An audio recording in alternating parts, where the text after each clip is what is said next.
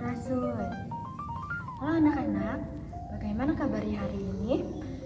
Mudah-mudahan kalian selalu dalam keadaan sehat walafiat ya. Dan tentunya kalian dalam keadaan semangat untuk terus belajar. Sebelumnya perkenalkan, nama Ibu Dini Fitriani Nurullah. Kalian bisa panggil Ibu Dini. Ibu akan mengajar bahasa Sunda di SMP Negeri 26 Kota Bekasi. Sekian perkenalan dari Ibu. Tetap jaga kebersihan, jaga jarak, dan tetap memakai masker jika kalian keluar dari rumah. Semangat, dan Assalamualaikum warahmatullahi wabarakatuh.